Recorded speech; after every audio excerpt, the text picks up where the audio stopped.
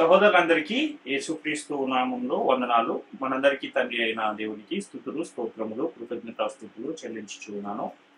ప్రియులారా, మనము ప్రార్థన అనే శీర్షికలో కొన్ని విషయాలను ఇంతవరకు పరిశీలించాం. ఈరోజు అదే ప్రార్థన అనే శీర్షికలో పరలోక ప్రార్థన చేయవచ్చా చేయకూడదా అన్న అంశాన్ని మనం ఈరోజు పరిశీలించే ప్రయత్నం చేద్దాం. ఆనాడు యూదులకు ప్రభువు నేర్పిన మాదిరి ప్రార్థనను నేటి క్రైస్తవులమైన మనము కూడా యథాతథంగా చేయొచ్చా చేయకూడదా? ఒకవేళ చేయొచ్చు అంటే ఎందుకు చేయాలి, చేయకూడదు అంటే ఎందుకు చేయకూడదు అన్న ఈ విషయాలను ఈరోజు మనము పరిశీలన చేద్దాం. అయితే ఈ ప్రభువు నేర్పిన ప్రార్థననే పరలోక ప్రార్థన అని చాలా మంది దాన్ని పిలుస్తూ ఉంటారు. అదేవిధంగా ఆ ప్రార్థన పరలోక ప్రార్థనగానే ప్రాచుర్యం పొందింది. అయితే పరలోక ప్రార్థన కంఠస్థం వచ్చిన వారు చాలా మంది ఉన్నారు. అంటే ఆ ప్రార్థన కంఠస్థం రాని వారు అసలు క్రైస్తవులే కాదు అన్నట్టుగా కొన్ని సంఘాలు మనకు కనపడతాయి. అయితే నేటి కాలంలో క్రైస్తవులుగా ఉన్న మనము దేవునికి చేయు ప్రార్థన విషయంలోనూ లేదా క్రీస్తు సంఘానికి ప్రార్థన విషయంలో ఇచ్చిన ఆజ్ఞల విషయంలోనూ ప్రస్తుతము దేవునికి ప్రార్థన ఎలా చేయాలి అనే ఈ విషయాలను ప్రతి క్రైస్తవుడు, ప్రతి విశ్వాసి జాగ్రత్తగా పరిశీలించి తెలుసుకోవాల్సిన అవసరం ఉంది. ఎందుకంటే మనము ఏ విధంగానైతే ప్రార్థన చేయమని పరిశుద్ధ గ్రంథం చెబుతుందో అలా చేస్తేనే అది తండ్రి వద్దకు వెళ్తుంది. ఒక లెటర్ మనం రాసినప్పుడు ఎలాగైతే సరైన అడ్రస్ దాని మీద రాస్తేనే అది ఎవరికైతే రాస్తున్నామో ఆ వ్యక్తి వద్దకు చేరుతుందో, అలాగే ప్రార్థన కూడా మనం ఎవరికి చేయాలి, ఎవరి నామంలో చేయాలి, ఎలా ప్రార్థన చేయాలి, మన ప్రార్థనలో ఏమేమి ఉండాలి అనే విషయాన్ని కూడా పరిశుద్ధ గ్రంథము చాలా స్పష్టంగా తెలియజేసింది మనకి ఇవ్వబడిన నూతన చట్టం. కాబట్టి అదంతా మనం తెలుసుకోవాల్సిన అవసరము ఎంతైనా ఉంది. అయితే ఈ ప్రార్థన అనేది ఎలా చేయాలి అనే విషయము అపోస్తులు, ప్రవక్తలు వేసిన పునాదిలో చాలా స్పష్టంగా వ్రాయబడింది. కానీ నేటి కాలంలో ఏం జరుగుతుందంటే రాయబడిన దానిని కూడా పరిశీలించలేని పరిస్థితుల్లో చాలా మంది ఉన్నారు. ప్రాముఖ్యంగా పౌలు గారు రాసిన పత్రికలలో పౌలు దేవునికి చేసిన ప్రార్థనలలో ఆయన చేసిన ప్రార్థనా విధానాన్ని కనుక మనం పరిశీలన చేస్తే చాలా స్పష్టంగా సంఘం ఎలా ప్రార్థించాలి, ఒక విశ్వాసి దేవునికి ఎలా ప్రార్థించాలి అనే విషయము అర్థమవుతుంది. కానీ అంత పరిశీలించి దాన్ని తెలుసుకుని ప్రార్థన చేసేవారు చాలా తక్కువ మంది మనకు కనబడతారు. నేటి కాలంలో గనక మనం క్రైస్తవులు చేసే ప్రార్థనలను మనం పరిశీలన చేస్తే సంఘానికి వెళ్ళినా లేదంటే ఏదైనా కూడికకు వెళ్ళినా ఎక్కడైనా ఏదైనా స్పెషల్ ప్రోగ్రామ్స్ ఏమన్నా ఉన్నా అక్కడికి వెళ్ళినప్పుడు చాలా మంది క్రైస్తవులమని చెప్పుకుంటున్న వారు ప్రార్థన అంతా అయిపోయిన తర్వాత ఆఖరి ప్రార్థన జరిగాక ఆ ఆఖరి ప్రార్థన అయిపోయిన తర్వాత ఈ పరలోక ప్రార్థన అనే దాన్ని అందరూ కలిసి చేయడం అనేది ఒక సంప్రదాయంగా ఆనవాయితీగా మారిపోయింది. అంటే ఆఖరి ప్రార్థన అయిపోయిన వెంటనే అందరూ ఆమెన్ అనేస్తారు. ఆమెన్ అంటే ఏంటి? అందరూ ఆయన చేసిన ప్రార్థనను మేము ఏకీభవిస్తున్నాము అని చెప్పిన తర్వాత మరలా ఏం చేస్తారంటే వెంటనే యేసుక్రీస్తు వారు శిష్యులకు నేర్పిన ఆ ప్రార్థనను పరలోకమందున్న మా తండ్రి నీ నామము పరిశుద్ధపరచబడును గాక, నీ రాజ్యము వచ్చును గాక అని ఏదైతే మత్తయి సువార్త 6వ అధ్యాయంలో యేసుక్రీస్తు వారు శిష్యులకు ప్రార్థనను నేర్పించారో ఆ ప్రార్థనను అందరూ కలిసి చేయడం అనేది ఒకటి ప్రారంభమైంది. ఇది ఎప్పుడు ప్రారంభమైంది అనేది తెలియదు, కానీ ప్రారంభం అయిపోయి అది అలా కొనసాగుతూ ఉంది నేటికి కూడా. అయితే ఈ ప్రభువు యూదులకు నేర్పిన ప్రార్థనను నేటి కాలంలో క్రైస్తవులుగా ఉన్నవారు చాలా విరివిగా ఎక్కడ కూడుకున్నా అది ఎలాంటి కూడికైనా సరే తప్పనిసరిగా దాన్ని అందరూ కలిసి చేయడం అనేది జరుగుతూ వస్తుంది. అయితే ఈ ఆఖరి ప్రార్థన తర్వాత మరలా పరలోక ప్రార్థన అనేది చేయవలసిన అవసరం అసలు ఉందా లేదా? అది చేయటం ద్వారా మనకి ఏమైనా లాభం ఉందా? ఈ విషయాలన్నీ కూడా మనము ఈరోజు పరిశీలించే ప్రయత్నం చేద్దాం.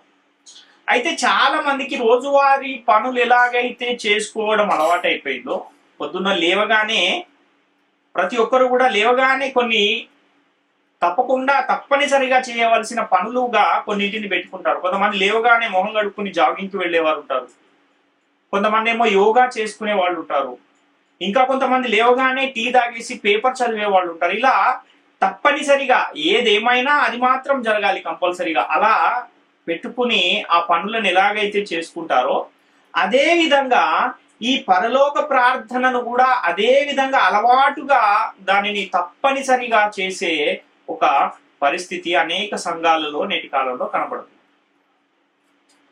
ఎందుకు వీళ్ళు ఇలా చేస్తున్నారు అంటే వీళ్ళకు ప్రార్థనను గురించిన సరైన అవగాహన లేదు. ఎవరికి ప్రార్థన చేయాలి, ఎలా ప్రార్థన చేయాలి, ఎవరి నామంలో ప్రార్థన చేయాలి అన్న విషయాలు వీరికి అర్థం కాలేదు. ఇవన్నీ చాలా స్పష్టంగా పరిశుద్ధ గ్రంథంలో వ్రాయబడి ఉన్నా కూడా వాటిని వాళ్ళు పరిశీలించలేక పరిశోధించలేక ఎవరో ఎప్పుడో చేసిన దాన్ని ఎక్కడో విన్నదాన్ని దాన్ని అలా తీసుకొచ్చి వాళ్ళు కూడా నేటి కాలంలో అనుసరిస్తున్న పరిస్థితులే ఎక్కువగా మనకు కనబడుతుంది. మరి ఈ రోజు యేసుక్రీస్తు శిష్యులకు ఎందుకు ఆ రోజు ఉన్న కాలంలో యేసుక్రీస్తు వారు జీవించిన ఆ కాలంలో యేసుక్రీస్తు వారి శిష్యులకు ఎందుకు అసలు ఈ ప్రార్థన నేర్పించాడు అంటే వాళ్లకు క్రీస్తు రాజ్యంలో చేర్చబడిన తర్వాత నూతన చట్టంలో భాగంగా ఎవరికి ప్రార్థన చేయాలి, ఎలా ప్రార్థన చేయాలి, ఎవరి నామంలో ప్రార్థన చేయాలి అనే విషయంలో అప్పటికీ ఒక ఆజ్ఞ అనేది ఇంకా జారీ చేయబడలేని కాలంలో ఈ ప్రార్థన వాళ్లకు నేర్పించారు యేసుక్రీస్తు వారు. ఇప్పుడంటే ప్రార్థన ఎవరికి చేయాలి, ఎవరి నామంలో చేయాలి, మన ప్రార్థనలో మనము ఏవేవి అడగాలి, ఎలాంటి వాటిని అడిగితే దేవుడు మనకు వాటిని అనుగ్రహిస్తాడు, మనం ఏదైతే ప్రార్థించామో వాటిని పొందుకోవాలంటే మన జీవితం ఎలా ఉండాలి అన్న విషయాలు నేటి కాలంలో అయితే వ్రాయబడి ఉన్నాయి. కానీ అప్పటికి ఇంకా ఈ నూతన చట్టం అనేది సిద్ధపరచబడి లేదు కనుక వారికి ఆ కాలములో యేసుక్రీస్తు వారు ఆ పరలోకంలో ఉన్న పరలోకమందున్న మా తండ్రి నీ రాజ్యము వచ్చునుగాక, నీ నామం పరిశుద్ధపరచబడునుగాక అన్న ఈ ప్రార్థనను వారికి నేర్పించారు. ఎందుకంటే కొత్త నిబంధన అనేది అప్పటికి ఇంకా సిద్ధపరచబడలేదు, నూతన చట్టం అనేది ఇంకా సిద్ధపరచబడలేదు. ఆ కాలంలో యేసుక్రీస్తు వారు ఆ ప్రార్థన నేర్పించారు. కాబట్టి నేటి కాలంలో మనకు అవన్నీ ఎలా తెలుస్తాయి అంటే అపోస్తలులు ప్రవక్తలు వేసిన పునాది అయిన నూతన నిబంధన లేదా నూతన చట్టము అది ఎక్కడైతే వ్రాయబడి ఉందో నూతన చట్టము అనేది పరిశుద్ధ గ్రంథంలో అక్కడి నుంచి మనము దాన్ని పరిశీలించుకుంటూ ప్రతి దినము దాన్ని పరిశోధించి తెలుసుకుంటే ఇవన్నీ మనకు అర్థమవుతాయి. అప్పుడు మనము ఏదైతే నూతన చట్టంలో వ్రాయబడి ఉందో ఆ వ్రాయబడిన ఆజ్ఞల ప్రకారంగా మన ప్రార్థనను మనం చేసుకోగలుగుతాం. అప్పుడు అది దేవుని సన్నిధికి చేరుతుంది. యేసుక్రీస్తు శిష్యులకు నేర్పిన ప్రార్థన ఆల్రెడీ ప్రార్థన చేసిన తర్వాత చివరగా మళ్ళీ నేను నేర్పిన ఈ ప్రార్థనను మీరు చేయండి అని ఎక్కడైనా యేసుక్రీస్తు వారు చెప్పిన సందర్భాలు ఏమైనా కనబడతాయంటే ఎక్కడ కూడా లేవు. శిష్యులు కూడా మేము ప్రార్థన చేసేసాం ప్రభు అని చెప్పిన తర్వాత ఇది కూడా మీరు చేయండి అని చెప్పాడా ఎక్కడైనా అంటే అది అలా చెప్పిన సందర్భం కూడా ఎక్కడ లేదు. మరి ఎందుకు ప్రార్థన విషయంలో మీరు ఇలాగూ ప్రార్థన చేయుడి అని యేసుక్రీస్తు వారు శిష్యులకు నేర్పించాడు అంటే ఆ సమయానికి వారికి ప్రార్థన చేయటం రాదు కనుక నేర్పించాడు. ఎందుకు అనంటే వాళ్ళు ఏమైనా ధర్మశాస్త్రాన్ని అప్పటికే తెలుసుకున్నవారా అంటే కాదు, వారు విద్య లేని పామరులు, చాలా మంది జాలరులుగా ఉన్నవారు, వేరే పనులు చేసుకుంటున్న వారినే యేసుక్రీస్తు వారు ఆ కాలంలో శిష్యులుగా నియమించుకున్నాడు. కాబట్టి వారికి ప్రార్థన చేయటం తెలియదు కనుక వాళ్ళకి యేసుక్రీస్తు వారు ప్రార్థన ఎలా చేయాలి అన్న విషయాన్ని తెలియజేసిన సందర్భం మనకు అక్కడ కనబడుతుంది. కాబట్టి యేసుక్రీస్తు శిష్యులకు నేర్పించిన ప్రార్థన ఏదైతే ఉందో ఆ ప్రార్థనలో ఏదైతే అడగమన్నాడో అవన్నీ మనం కూడా అడగడం అనేది వాక్యానుసారమేనా అనే విషయాన్ని కూడా మనము పరిశీలించవలసిన అవసరం ఉంది. అయితే ఆ కాలంలో దేవుని రాజ్యం అనేది ఇంకా భూమి మీద స్థాపించబడలేదు. అంటే దేవుని రాజ్యం ఇంకా స్థాపించబడని కాలంలో యేసుక్రీస్తు వారు ఆ ప్రార్థనను వారికి నేర్పిస్తూ ఉన్నారు. అందుకనే యేసుక్రీస్తు వారు నీ రాజ్యము వచ్చునుగాక అని ఆ ప్రార్థనలో తండ్రిని అడగమన్నాడు. నేటి కాలంలో కూడా అదే ప్రార్థన యథావిధిగా చేస్తూ నీ రాజ్యము వచ్చునుగాక అని ప్రార్థన చేయొచ్చా అనంటే ఆల్రెడీ రాజ్యం వచ్చాక కూడా అలా చేయొచ్చా అంటే ఒకసారి మీరే విఘ్నులైతే దీన్ని ఆలోచించాలని మీకు నేను వేడుకుంటున్నాను. కానీ నీ రాజ్యము వచ్చునుగాక అని చాలా మంది నేటి కాలంలో కూడా ప్రార్థనలు చేస్తున్నారు. నేటి కాలంలో దేవుని రాజ్యం అనేది వచ్చిందా రాలేదా అంటే వచ్చేసింది అని అనేకమైన లేఖన సాక్ష్యాలు మనకు పరిశుద్ధ గ్రంథంలో కనపడతాయి. మరి దేవుని రాజ్యం వచ్చాక కూడా నీ రాజ్యం వచ్చునుగాక అని ప్రార్థన చేయడం అనేది వాక్యానుసారమైనదేనా, సరైనదేనా ఒకసారి మీరే ఆలోచించవలసిన అవసరం. ఇంకా మనం ఆలోచిస్తే ఆ కాలంలో ప్రార్థన ఎవరి నామంలో చేసేవారు? ఈ నామంలో చేయండి అని ఏదైనా ఆజ్ఞ ఉందా అని అంటే అప్పటికి ఎవరి నామంలో ప్రార్థన చేయాలనేది ఏం లేదు. డైరెక్ట్ గా తండ్రికే ప్రార్థన చేసే ఒక విధానము ఆ కాలంలో ఉంది. అందుకే యేసుక్రీస్తు వారు కూడా అనేక సందర్భాలలో డైరెక్ట్ గా తండ్రికే ప్రార్థన చేసిన సందర్భాలు మనకు కనపడతాయి. అదేవిధంగా యేసుక్రీస్తు కూడా శిష్యులకు ప్రార్థన నేర్పిస్తూ తండ్రికి మీరు ఇలాగూ ప్రార్థన చేయుడి అని, పరలోకమందున్న మా తండ్రి నీ నామము పరిశుద్ధపరచబడును గాక, నీ రాజ్యము వచ్చును గాక అన్న ఈ ప్రార్థనను వారికి నేర్పించిన సందర్భాలు మనకు కనబడతాయి. మరి నేటి కాలంలో మనం ఎవరి నామంలో ప్రార్థన చేయాలి అని పరిశుద్ధ గ్రంథం తెలియజేస్తుంది అంటే యేసుక్రీస్తు నామములో తండ్రి అయిన దేవునికి మీరు ప్రార్థన చేయాలి. మీరు ఏం అడిగినను యేసుక్రీస్తు ద్వారానే తండ్రి అయిన దేవుణ్ణి అడగాలి అన్న ఒక నియమము, ఒక నిబంధన అనేది క్రైస్తవులు అనే వారికి ఆజ్ఞగా ఇవ్వబడింది నేటి కాలంలో. కానీ ఆ కాలంలో డైరెక్ట్ గా తండ్రికే ప్రార్థన చేసేవారు కనుక యేసుక్రీస్తు నామములో ఆ ప్రార్థన మనం అడుగుతున్నాము తండ్రి అని అక్కడ వ్రాయబడలేదు ఆ మత్తయి సువార్త 6వ అధ్యాయం. ప్రస్తుతం మనము యేసు నేర్పిన ఆ ప్రార్థనను యథావిధంగా యాజ్ ఇట్ ఈస్ గా అలానే చేయడం వలన మనకేమైనా లాభం ఉందా? ఒకసారి ఆలోచించండి. నేటి కాలంలో మన ప్రార్థన గాని, మన విజ్ఞాపన గాని, మన విన్నపము గాని యేసుక్రీస్తు నామములోనే తండ్రి దగ్గరకు వెళ్ళాలి. మాట చేత గాని, క్రియ చేత గాని మీరేమి చేసినను యేసుక్రీస్తు ద్వారా తండ్రి అయిన దేవునికి కృతజ్ఞతాస్తుతులు చెల్లించుడి అని పరిశుద్ధ గ్రంథము చాలా స్పష్టంగా తెలియజేస్తుంది. దేవుని సన్నిధికి ప్రార్థన వెళ్ళాలి అనంటే, దేవుడు మా ప్రార్థనని వినాలి అంటే క్రీస్తు ద్వారా అది దేవుని యొద్దకు వెళ్ళాలి. క్రీస్తు అనే మధ్యవర్తి లేనటువంటి ప్రార్థన, క్రీస్తు నామములో అడగనటువంటి ఆ ప్రార్థన అది తండ్రి సన్నిధికి చేరదు. అలాంటి ప్రార్థన చేయడం వల్ల మనకు వచ్చే లాభమేమీ లేదు అన్న విషయాన్ని మనము గమనించవలసిన వారమై ఉన్నాం. ఎవరిది చేయిస్తున్నారంటే అపవాది దీనిని కుయుక్తితో, మోసముతో చేయిస్తున్న పరిస్థితి మనకు కనబడుతుంది. అంటే పరిశీలన లేని వారితో, పరిశోధన లేని వారితో అపవాది ఈ విధమైన పరిశుద్ధ గ్రంథములో వ్రాయబడని వాటిని, అంటే మనం ఈ కాలములో అవి అమల్లో లేని వాటిని కూడా చేయిస్తూ ఉంటాడు అన్న విషయాన్ని మనం గమనించాలి. మత్తయి సువార్తలో 5వ అధ్యాయం 1-2 వచనాలు చూస్తే, ఆయన ఆ జన సమూహములను చూచి కొండ ఎక్కి కూర్చుండగా ఆయన శిష్యులు ఆయన యొద్దకు వచ్చిరి. అప్పుడు ఆయన నోరు తెరిచి ఇలాగు బోధింపసాగెను అంటున్నాడు. అంటే కొండ మీద ప్రసంగము అనేది ఒకటి యేసుక్రీస్తు వారు చేశారు కనుక ఆ కొండ మీద ప్రసంగము చేసిన తర్వాత, ఆ కొండ మీద ప్రసంగం అంతా అయిపోయిన తర్వాత యేసుక్రీస్తు వారు తన శిష్యులకు ప్రార్థన నేర్పిస్తూ ఉన్నారు 6వ అధ్యాయంలో. దాన్ని మనం ఒకసారి పరిశీలిద్దాం. అసలు ఎలా ప్రార్థన చేయమన్నారు యేసుక్రీస్తు వారు అన్న ఆ విషయాన్ని మనం చూడగలిగితే, మత్తయి సువార్త 6వ అధ్యాయం 9-13 వచనాల్లో ఈ యొక్క సందర్భం అంతా మనకు కనబడుతుంది.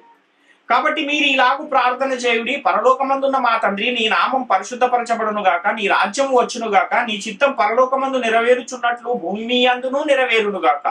మా అనుదిన ఆహారము నేడు మాకు దయచేయము, మా రుణస్థులను మేము క్షమించి ఉన్న ప్రకారము మా రుణములను క్షమించుము, మమ్మను శోధనలోనికి తేక దుష్టుని నుండి మమ్మను తప్పించుము, ఎందుకంటే రాజ్యము, బలము, మహిమ నీవై ఉన్నావు స్వామి, ఆమెన్ అని. నేటి కాలంలో కూడా చాలా మంది ఇది బట్టి దీన్ని కంఠస్థం చేసి మరి ప్రార్థన అనంతరము దీన్ని అనేకులు చేస్తూ ఉన్న పరిస్థితులు మనకు కనబడుతున్నాయి. ఎవరికి ప్రార్థన చేయమని యేసుక్రీస్తు శిష్యులకు ప్రార్థన నేర్పించాడు అంటే తండ్రికి ప్రార్థన చేయమని నేర్పించాడు. ఎందుకంటే అప్పటికి యేసుక్రీస్తు నామంలో చేయమన్న ఆజ్ఞ లేదు.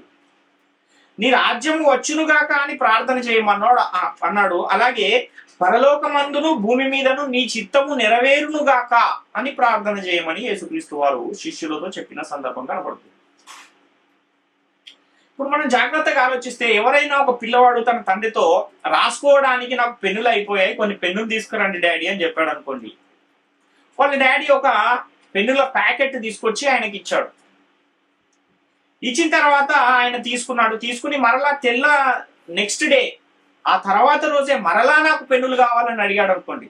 అదేంటి, నిన్నే కదా ప్యాకెట్ తెచ్చిచ్చాను అని అడుగుతాం కదా. కాబట్టి ఈ పెన్ను తెచ్చాక కూడా నాకు పెన్ను కావాలి అని అడిగేలాగా నేటి కాలంలో ఈ పరలోక ప్రార్థన చేసే వారి పరిస్థితి కూడా ఉంది అన్న విషయాన్ని మనం గమనించాలి. అంటే రాజ్యం వచ్చేసిన తర్వాత కూడా నీ రాజ్యము వచ్చునుగాక అని చేసే ప్రార్థన అది ఎంతవరకు వాక్యానుసారమైనదో ఒకసారి మీరే గమనించాలి. యేసుక్రీస్తు వారు శిష్యులకు ప్రార్థన నేర్పే సమయానికి తండ్రికే ప్రార్థన చేసే వీలుంది. ఏ నామంలో చేయాలి అంటే అప్పటికి డైరెక్ట్ గా తండ్రికే ప్రార్థన చేయాలని తప్ప ఏ నామంలో చేయాలనేది ఆజ్ఞగా లేని కాలం అది. కానీ నేటి కాలంలో ప్రార్థన చేయాలంటే మధ్యవర్తి అయిన యేసుక్రీస్తు నామములో తండ్రి అయిన దేవునికి ప్రార్థన చేయాలన్నా, విజ్ఞాపన చేయాలన్నా, యాచన చేయాలన్నా, మన మనవులు అర్పించాలన్నా యేసుక్రీస్తు నామములో తండ్రి అయిన దేవునికి సమస్తమును చేయుడి అని చెప్తుంది. దేవుని రాజ్యము రాకమునుపు నీ రాజ్యము వచ్చునుగాక అని ప్రార్థన చేయమన్నాడు. రాజ్యం వచ్చేసిన తర్వాత, ఆ రాజ్యంలో మనం చేర్చబడిన తర్వాత కూడా, ఆ రాజ్య నివాసులముగా మనం మారిపోయిన తర్వాత కూడా నీ రాజ్యం వచ్చునుగాక అని ప్రార్థన చేయడం అనేది అది ఎంత మాత్రము వాక్యానుసారమైన సంగతి కాదు అన్న విషయాన్ని ప్రతి ఒక్కరు కూడా గమనించవలసిన అవసరం ఉంది. నీ చిత్తము పరలోకమందు నెరవేరునట్లు భూమి అందును నెరవేరునుగాక అంటున్నాడు. ఈ విషయాన్ని కూడా మనం ఆలోచిస్తే, పరలోకములో ఉన్న రాజ్యమే భూమి మీద కూడా ఉంది. పరలోకంలో ఉన్న వారికి ఎవరైతే ప్రభువో, భూమి మీద ఉన్న వారికి కూడా ఆయనే ప్రభువు. కాబట్టి పరలోకములో ఉన్నవారు ఎవరి చిత్తం అయితే జరిగించాలో, భూమి మీద ఉన్నవారు కూడా వారి చిత్తాన్నే జరిగించాలి అన్న విషయాన్ని గమనించాలి.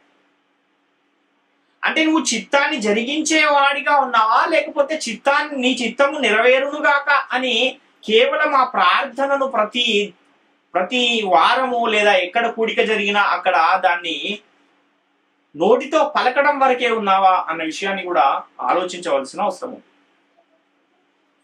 నేటి కాలంలో క్రైస్తవులు అనేవారు ఎలా ఉండాలి అంటే దేవుని చిత్తాన్నే జరిగించే వారంగా ఉండాలి తప్ప మన చిత్తాన్ని మనం నెరవేర్చుకోవటానికి మనము లేము అన్న విషయాన్ని గమనించాలి. కాబట్టి దేవుని చిత్తాన్ని కనుక మనం నెరవేరిస్తే, పరలోకంలో ఎలాగైతే తండ్రి చిత్తం నెరవేరుతుందో భూమి మీద కూడా దేవుని చిత్తము, తండ్రి చిత్తము నెరవేరుతుంది. కనుక చాలా మంది నేటి కాలంలో పేరుకు మాత్రమే క్రైస్తవులుగా ఉన్నారు, కానీ దేవుని చిత్తాన్ని నెరవేర్చేవారుగా లేరు అన్న విషయాన్ని కూడా మనం ఆలోచించవలసిన అవసరం. కాబట్టి యేసుక్రీస్తు పరలోకమందున్న మా తండ్రి అని ప్రార్థన చేయమన్నాడు.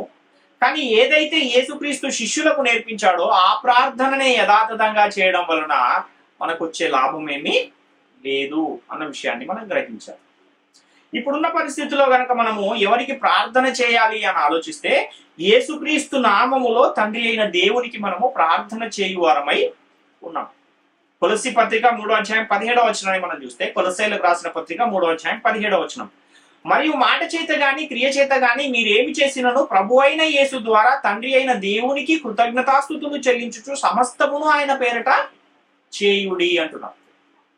అంటే ప్రభువు అయిన యేసుక్రీస్తు ద్వారా తండ్రి అయిన దేవునికే కృతజ్ఞతాస్తుతులు చెల్లించాలి. మీరు ఏం చేసినా సరే మీకు ఎవరు ఉండాలి మధ్యలో అంటే యేసుక్రీస్తు వారు ఉండాలి. ఆయన నామంలోనే ప్రతిదీ కూడా తండ్రి అయిన దేవుని యొద్దకు వెళ్ళాలి అని ఇక్కడ చాలా స్పష్టంగా సంఘానికి ఇవ్వబడిన ఆజ్ఞలో మనకు తెలియజేయబడుతుంది. కానీ పరలోక ప్రార్థనలో యేసుక్రీస్తు ద్వారా తండ్రి అయిన దేవునికి ప్రార్థన చేస్తున్నట్టు లేదు. ఎందుకంటే అప్పటికీ యేసుక్రీస్తు వారు మహిమపరచబడలేదు. యేసుక్రీస్తు కూడా తండ్రికే డైరెక్ట్ గా ప్రార్థన చేశాడు. శిష్యులకు కూడా తండ్రికే డైరెక్ట్ గా ప్రార్థన చేయమని చెప్పాడు. కానీ ఇప్పుడు డైరెక్ట్ గా మనం తండ్రికి ప్రార్థన చేసే కాలంలో మనం లేము కాబట్టి ఆ ప్రార్థన ఇప్పుడు యాజ్ ఇట్ ఈజ్ గా అలానే చేయకూడదు అన్న విషయాన్ని గమనించాలి. దాని వలన మనకు వచ్చే లాభమేమి లేదు నేటి కాలం. కాబట్టి ఏది చేసినా యేసుక్రీస్తు పేరటనే ఎల్లప్పుడూ దేవునికి కృతజ్ఞతాస్తుతులు చెల్లించవలసిన అవసరం ఉంది. ఎఫెసీలకు రాసిన పత్రిక 5:20 మనం చూస్తే, మన ప్రభు అయిన యేసుక్రీస్తు పేరట సమస్తమును గూర్చి తండ్రి అయిన దేవునికి ఎల్లప్పుడూ కృతజ్ఞతాస్తుతులు చెల్లించుచు అని ఇక్కడ చూస్తున్నాం. హెబ్రీ పత్రిక 13:15 కూడా మనం చూస్తే, కాబట్టి ఆయన ద్వారా మనము దేవునికి ఎల్లప్పుడూ స్తుతియాగము చేయదము అనగా ఆయన నామమును ఒప్పుకొనుచు జిహ్వఫలమును అర్పించుదుము అంటున్నారు. అంటే యేసుక్రీస్తు ద్వారా ఎల్లప్పుడూ దేవునికి స్తుతియాగము చేయాలి, జిహ్వఫలమును అర్పించాలి అన్న విషయాన్ని ఇక్కడ చాలా స్పష్టంగా తెలియజేస్తున్న సందర్భం మనకు కనబడుతుంది. కాబట్టి యేసుక్రీస్తు నామము లేకుండా, మధ్యవర్తిగా యేసుక్రీస్తు లేకుండా మన ప్రార్థన అనేది తండ్రి వద్దకు వెళ్ళదు. కనుకనే ఆ పరలోక ప్రార్థన అనేది నేటి కాలంలో అది మనం చేయవలసినది కాదు. కాబట్టి మనం వాక్యాన్ని చదివేటప్పుడు ఆ వ్రాయబడిన మాటలు ఏ కాలానికి సంబంధించినవి, అవి ఎప్పటి వరకు అమల్లో ఉన్నాయి అన్న విషయాన్ని కూడా మనము పరిశీలించి దాన్ని చదువుకుంటే అది మనకు అర్థమయ్యే అవకాశము ఉంది. కాబట్టి ఇవన్నీ పరిశీలిస్తే పరలోక ప్రార్థన యేసుక్రీస్తు నామంలో చేసింది కాదు. ఆ ప్రార్థన ఆ రోజుల్లో యూదులకు యేసుక్రీస్తు వారు చేయమని నేర్పిన ప్రార్థన. కాబట్టి ప్రార్థన అని ఎక్కడ కనబడినా కొత్త నిబంధన చట్టం ప్రకారం నేటి కాలంలో యేసుక్రీస్తు నామములోనే తండ్రి అయిన దేవునికి చేయాలి అన్న విషయాన్ని మనము గ్రహించాలి, గమనించాలి. నేటి కాలంలో పరలోక ప్రార్థన చేయడం వలన మనకు వచ్చే లాభమేమీ లేదు. పైగా ఆ పరలోక ప్రార్థన చేయడం వలన మన అజ్ఞానాన్ని మనం బయట పెట్టుకున్న వారముగా ఉంటాం. అదేవిధంగా దేవుని ఉగ్రతకు పాత్రలం అవుతున్నాము.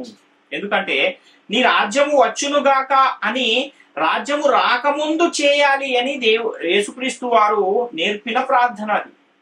కానీ నేటి కాలంలో దేవుని రాజ్యం వచ్చేసింది. దేవుని రాజ్యం వచ్చిన తర్వాత మరలా నీ రాజ్యం వచ్చునుగాక అని ప్రార్థించటం అనేది అది ఎంత మాత్రము కూడా వాక్యానుసారమైన సంగతి కాదు.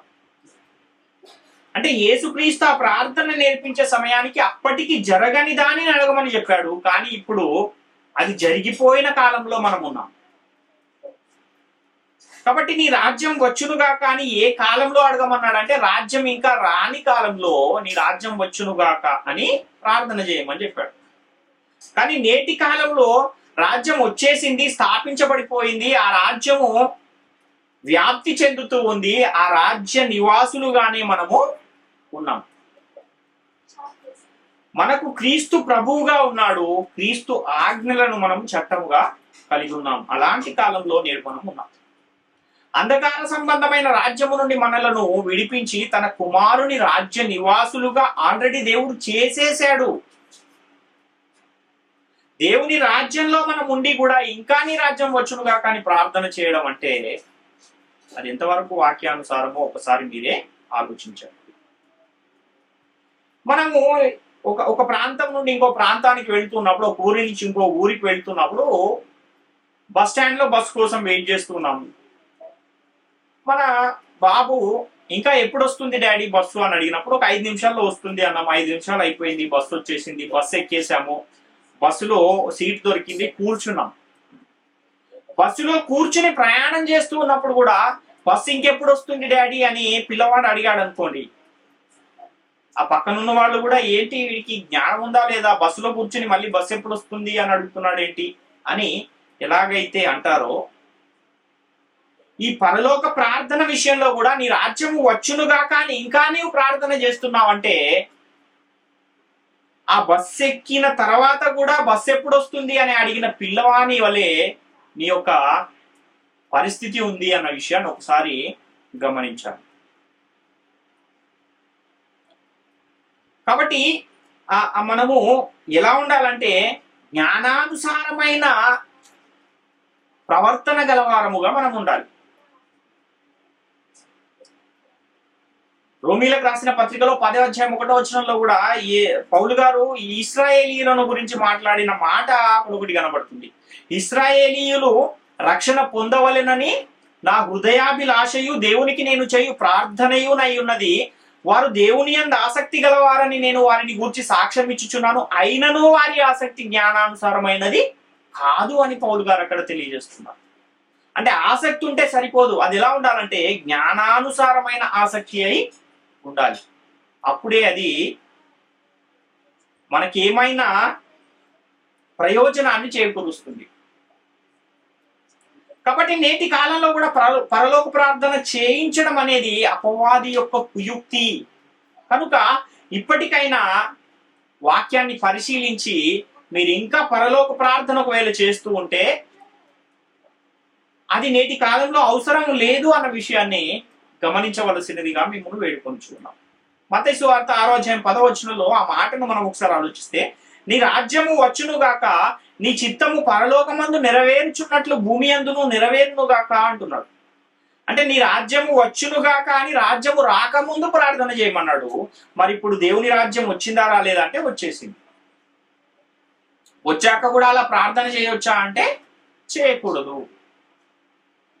ఎప్పుడు వచ్చింది దేవుని రాజ్యం అంటే యేసుక్రీస్తు మృతులలో నుండి తిరిగి లేపబడగానే దేవుని రాజ్యం అనేది స్థాపించబడిపోయింది.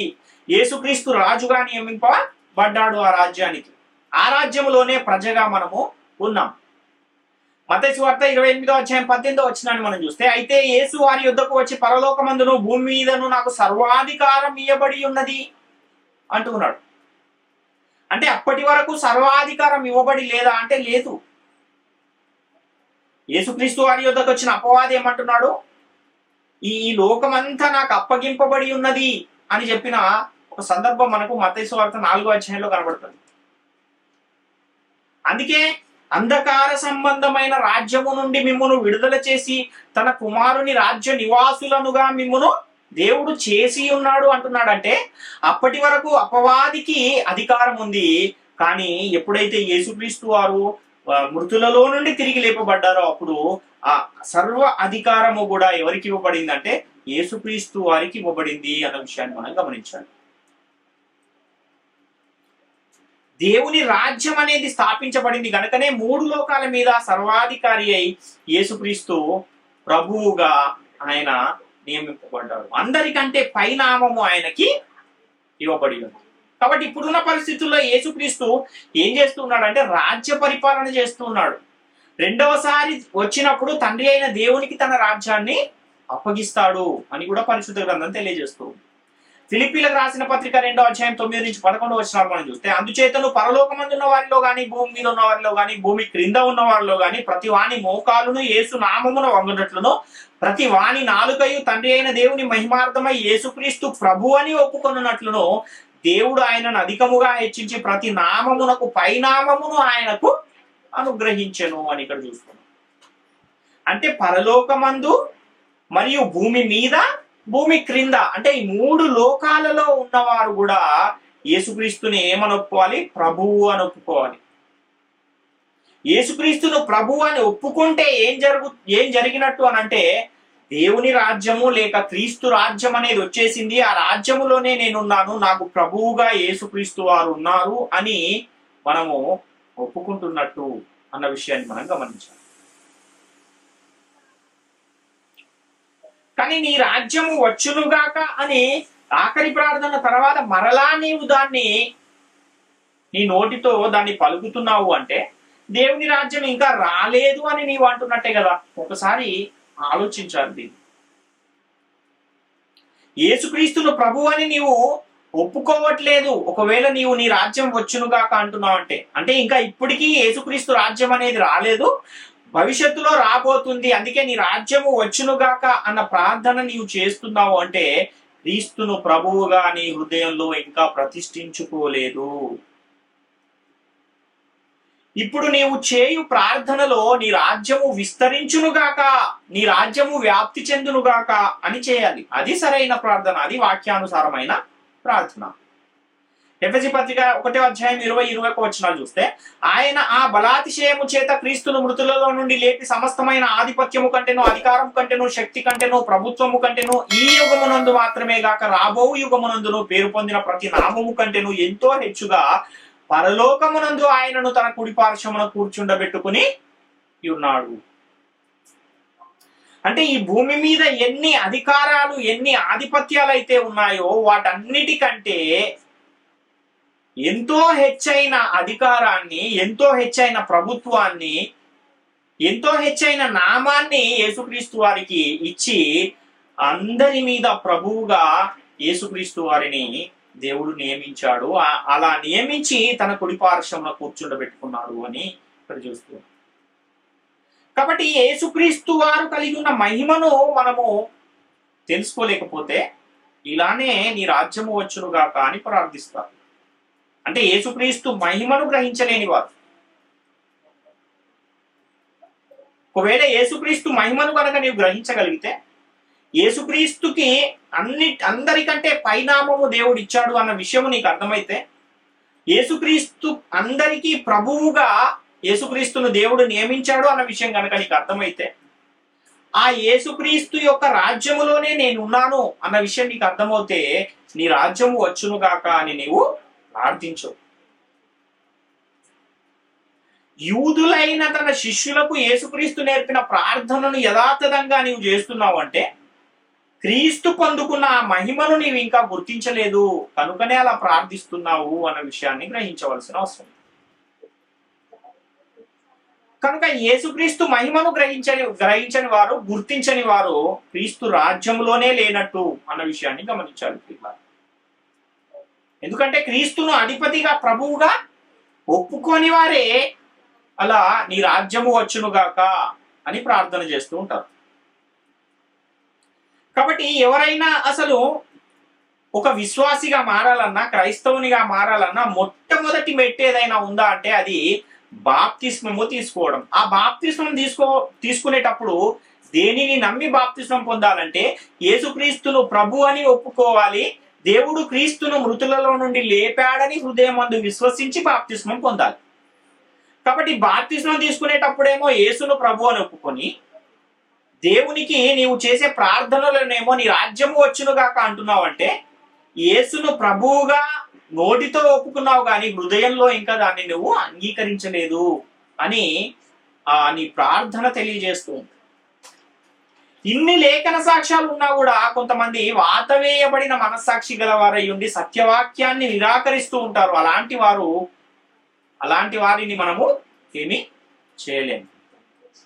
1 పేతురు పత్రిక 3:22 మనం చూస్తే, ఆయన పరలోకమునకు వెళ్లి దూతల మీదను, అధికారుల మీదను, శక్తుల మీదను అధికారం పొందినవాడై దేవుని కుడిపార్శ్వమున ఉన్నాడు.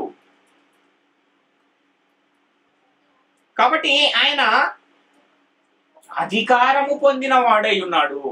సర్వాధికారం ఆయనకి ఇవ్వబడి ఉంది. అపోస్తలుల కార్యాలు 2:36 మనం చూస్తే, మీరు సిలువ వేసిన ఈ యేసునే దేవుడు ప్రభువుగాను క్రీస్తుగాను నియమించెను, ఇది ఇశ్రాయేలు వంశమంతయు రూఢిగా తెలుసుకొనవలెనని చెప్పెను.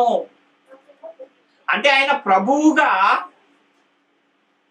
ఎవరు? దేవుడు ఆయనను ప్రభువుగా, క్రీస్తుగా నియమించాడు.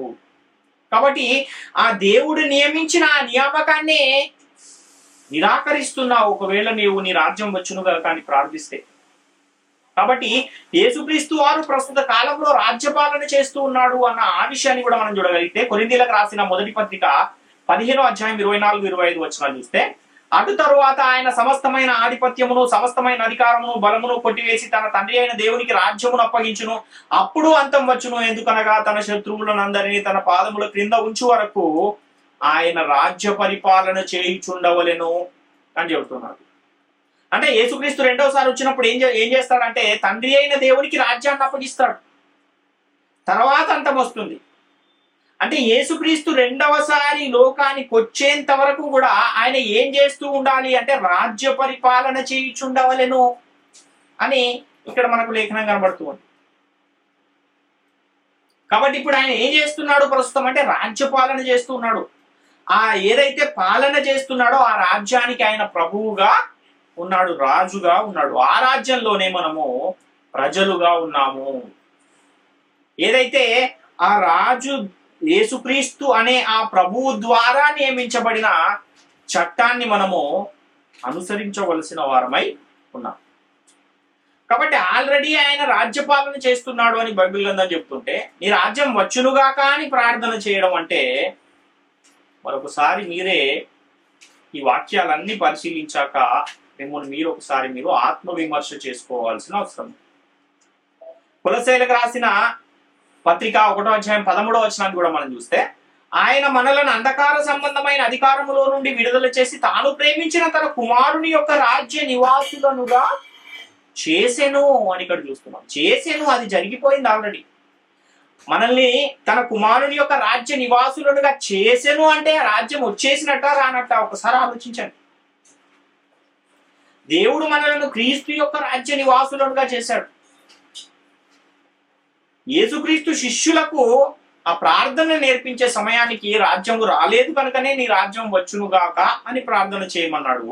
కానీ నేటి కాలంలో యేసుక్రీస్తు రాజ్యం అనేది వచ్చేసింది, ఆ రాజ్యంలోనే మనం ఉన్నాము కనుక నీ రాజ్యము వచ్చునుగాక అని నేటి కాలంలో ప్రార్థన చేయకూడదు అన్న విషయాన్ని మనం గమనించాలి.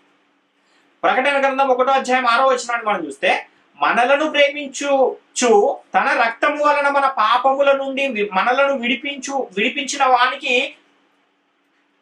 మహిమయు ప్రభావమును యుగయుగములు కలుగునుగాక. ఆయన మనలను తండ్రియగు దేవునికి ఒక రాజ్యముగాను యాజకులను గాను చేసెను. ఆయన అంటే యేసుక్రీస్తు ఏం చేశాడంట, మనలని తండ్రి అయిన దేవునికి ఒక రాజ్యముగాను యాజకులను గాను చేశాడు. అంటే మనం తండ్రి అయిన దేవుని రాజ్యములో ఉన్నాం ఇప్పుడు అన్న విషయాన్ని ఇక్కడ యేసుక్రీస్తు వారు తెలియజేస్తున్నారు. ప్రకటన గ్రంథం 1వ అధ్యాయం 9వ వచనాన్ని కూడా చూస్తే, మీ సహోదరుడును యేసును బట్టి కలుగు శ్రమలోను రాజ్యములోను సహనములోను పాలివాడునైన యోహాను అను నేను దేవుని వాక్యము నిమిత్తమును యేసును కూర్చిన సాక్ష్యము నిమిత్తమును పద్మాసు ద్వీపమున అరవాసినైతిని అంటున్నాడు. అంటే యోహాను ఏమంటున్నాడు, యేసును బట్టి కలుగు శ్రమలోను రాజ్యములోను సహనములోను పాలివాడను అంటున్నాడు. అంటే యేసుక్రీస్తు యొక్క రాజ్యముతో నేను పాలివాడను అని ఆయన చెబుతున్నాడు. కాబట్టి యేసుక్రీస్తు అందరికీ ప్రభువు అని కూడా లేఖనం చెబుతుంది కనుక యేసుక్రీస్తు ప్రభువుగా ఉన్న ఆ రాజ్యంలోనే మనం కూడా ఉన్నాము అన్న విషయాన్ని మనం గమనించుకోవడమై ఉన్నాం. ఇంకా మనం ఆలోచిస్తే, నీ చిత్తము పరలోకమందు నెరవేరునట్లు భూమి మీదను నెరవేరునుగాక అని వ్రాయబడిన ఆ మాటను కూడా మనం చూస్తే, ఎవరు నెరవేర్చాలి ఆయన చిత్తాన్ని అంటే మనమే ఆయన చిత్తాన్ని నెరవేర్చువారమై ఉన్నాం. మనము నెరవేర్చాలా లేక నీ చిత్తము నెరవేరునుగాక అని మనము దాన్ని ఆ వ్రాయబడిన మాటను చదివే వారంగా ఉండాలా ఒకసారి ఆలోచించండి. 1 పేతురు పత్రిక 3వ అధ్యాయం 15వ వచనంలో, దేవుని చిత్తాన్ని మనం చేయాలంటే ఎవరిని ప్రభువుగా మన హృదయాలలో ప్రతిష్ఠించుకోవాలి అంటే యేసుక్రీస్తును ప్రభువుగా మీ హృదయముల యందు ప్రతిష్ఠించుకొనుడి అని 1 పేతురు పత్రిక 3వ అధ్యాయం 15వ వచనం తెలియజేస్తుంది. నిర్మలమైన మనస్సాక్షి గలవారై మీలో ఉన్న నిరీక్షణను గూర్చి మిమ్మును హేతువడుకు ప్రతి వానికి సాత్వికంతో భయముతోను సమాధానము చెప్పుటకు ఎల్లప్పుడు సిద్ధముగా ఉండి మీ హృదయముల యందు క్రీస్తును ప్రభువుగా ప్రతిష్ఠించుకొనుడి. అలాగే క్రీస్తు వాక్యాన్ని అంటే చట్టాన్ని మనం ఎక్కడ ఉంచుకోవాలంటే హృదయములలో నివసింపనీయాలి. కొలస్సీ పత్రిక 3వ అధ్యాయం 15-16 వచనాలు చూస్తే, క్రీస్తు అనుగ్రహించు సమాధానము మీ హృదయములలో ఏలుచుండనీయుడి, ఇందుకొరకే మీరొక్క శరీరముగా పిలువబడుతుంది మరియు కృతజ్ఞులై ఉండుడి, సంగీతములతోనూ కీర్తనలతోనూ ఆత్మ సంబంధమైన పద్యములతోనూ ఒకరికొకడు బోధించుచు బుద్ధి చెప్పుచు కృపాసహితముగా మీ హృదయములలో దేవుని గూర్చి గానము చేయుచు సమస్త విధములైన జ్ఞానముతో క్రీస్తు వాక్యము మీలో సమృద్ధిగా నివసింపనీయుడి అంటున్నారు. కాబట్టి దేవుని రాజ్యం అంటే అది భౌతిక సంబంధమైన రాజ్యము కాదు. దేవుని రాజ్యం అనేది హృదయాల నేలే రాజ్యము. కనుకనే ఆ దేవుని యొక్క ఏదైతే రాజ్యం ఉందో ఆ రాజ్యములో నివాసం ఉంటున్న మనము క్రీస్తు వాక్యమును అనగా చట్టమును మన హృదయాలలో నివసింపనించుకోవాలి. అప్పుడే మనము దేవుని సన్నిధికి మనము చేసే ప్రార్థన అనేది వెళ్తుంది. కాబట్టి ఈ విషయాలు ఏవి తెలుసుకోకుండా నీ రాజ్యం వచ్చునుగాక అని ప్రార్థన చేస్తే ఆల్రెడీ వచ్చిన రాజ్యాన్ని రాలేదని యేసుక్రీస్తును ప్రభు అని ఒప్పుకోవట్లేదు అని మీరు గమనించాలి. ఒకవేళ యేసుక్రీస్తును ప్రభువుగా ఒప్పుకోకపోతే అలాంటి వారికి ఏం లేదంటే రక్షణే లేదు. ఎవరైనా రక్షింపబడాలంటే యేసుక్రీస్తును ప్రభు అని నీ నోటితో ఒప్పుకోవాలి అన్న ఆజ్ఞ మనకి ఇవ్వబడిన తర్వాత నీ రాజ్యం వచ్చునుగాక అని నీవు అంటున్నావంటే ఆయనను ప్రభువుగా నీవు ఒప్పుకోవట్లేదు. ఒప్పుకోకపోతే నీకు నిత్యజీవం లేదు. నిత్యజీవం లేకపోతే పరలోక ప్రవేశం కూడా లేదు అన్న విషయాన్ని గమనించాలి. కాబట్టి ఈ పరలోక ప్రార్థన అనేది కేవలము ఆ కాలానికి మాత్రమే పరిమితం. అది కూడా ఎప్పటి వరకు అమల్లో ఉంది అంటే యేసుక్రీస్తు వారు మరణించి సమాధి చేయబడి తిరిగి లేపబడినంత వరకే అది అమల్లో ఉంది. ఎప్పుడైతే యేసుక్రీస్తు వారు తిరిగి లేచారో, మృతులలో నుండి తిరిగి లేపబడ్డాడో, ఆ తర్వాత నుండి ఈ ప్రార్థన అనేది అమల్లో లేదు. ఎందుకంటే అప్పటికే దేవుని రాజ్యం వచ్చేసింది. దేవుని రాజ్యం వచ్చిన తర్వాత బాప్తిస్మం ఎవరైతే పొందుతున్నారో, యేసుక్రీస్తును ప్రభువుగా ఒప్పుకుని దేవుడు ఆయనను మృతులలో నుండి లేపాడని విశ్వసించి యేసుక్రీస్తు నామములో ఎవరైతే బాప్తిస్మం పొందుతూ ఉన్నారో వాళ్ళందరూ కూడా దేవుని రాజ్యములో, క్రీస్తు రాజ్యములో చేర్చబడుతూ ఉన్నారు. యేసుక్రీస్తును ప్రభువుగా ఒప్పుకుంటూ ఉన్నారు అన్న విషయాన్ని గమనించాలి. ఇంకొక విషయాన్ని కూడా మనం ఆలోచిస్తే 11వ వచనంలో మా అనుదిన ఆహారము నేడు మాకు దయచేయుము అని ఇక్కడ కనబడుతుంది. మనం ఆలోచిస్తే అంటే ఏనాటి ఆహారము ఆనాడే కూర్చుకునే విధంగా నేటి కాలంలో ఎవరైనా ఉన్నారా? ఒకసారి ఆలోచించండి. అంటే నెలకు సరిపడా సరుకులు ఒకేసారి తెచ్చుకుని ఇంట్లో స్టాక్ ఉంచుకునే వారుగానే నేటి కాలంలో ప్రతి ఒక్కరు కూడా కనబడతారు. కానీ ఏనాటి ఆహారం ఆనాడే కూర్చుకునే వారు ఉన్నారా నేటి కాలంలో అంటే లేరు. మరి ఒక నెలకు 2 నెలలకు సంబంధించిన ఆ సరుకులన్నీ తెచ్చి ఇంట్లో పెట్టుకుని మా అనుదిన ఆహారము నేడు మాకు దయచేయము అని ప్రార్థించటము ఏమైనా అది వాక్యానుసారంగా ఉందా? ఒకసారి ఆలోచించండి. దీన్ని కూడా మీరు ఆలోచించాలి, పరిశీలించాలి. ఒకవేళ ఈరోజు తినడానికి మాత్రమే డబ్బులు ఉన్నాయి, రేపటికి లేవు, అప్పుడు దేవుని ప్రార్థించు, నేడు మా అనుదిన ఆహారము నేడు మాకు దయచేయము అని. అలాంటి పరిస్థితుల్లో కూడా ఉంటే ఉండొచ్చు ఎవరైనా అక్కడక్కడ ఎవరో. కానీ చాలా వరకైతే 1 నెల, 2 నెలలు, 3 నెలలకు సంబంధించిన సరుకులు కూడా ఒకేసారి తీసుకొచ్చుకుని ఇంట్లో స్టోర్ చేసుకునే వారు కూడా చాలా మందే ఉన్నారు. దేవుని రాజ్యం కూడా వచ్చేసిన కాలంలోనే మనం ఉన్నాం. అంతేకాకుండా దేవుని చిత్తాన్ని మనము నెరవేర్చువారముగా ఉన్నాం. కాబట్టి ఈ విషయాలన్నింటినీ కూడా మీరు మరొకసారి పరిశీలించండి, పరిశోధించండి. ఇది ఒకవేళ మీకు వాక్యానుసారమైన విషయముగా గనక అనిపిస్తే మీరు ఒకవేళ ఈ పరలోక ప్రార్థన నేటికి కూడా చేస్తూ ఉన్నవారైతే దానిని మీరు మానుకోండి, చేయకండి. ఎందుకంటే అది నేటి కాలంలో అది అనుసరించవలసిన ప్రార్థన కాదు. నేటి కాలంలో ప్రార్థన మనం చేయాలి అనంటే యేసుక్రీస్తు నామములో తండ్రి అయిన దేవునికి ప్రార్థన మనము చేసే కాలంలో నేటి కాలంలో ఉన్నాం. కాబట్టి ప్రియులారా, ప్రాముఖ్యమైన ఈ విషయాలన్నీ కూడా ప్రతి ఒక్కరు గమనించి గ్రహించి దేవుని కృపకు పాత్రులుగా ఉండాలని మిమ్మల్ని అందరినీ వేడుకొనుచు ఈ నా మాటలు ముగిస్తున్నాను. అందరికీ వందనం.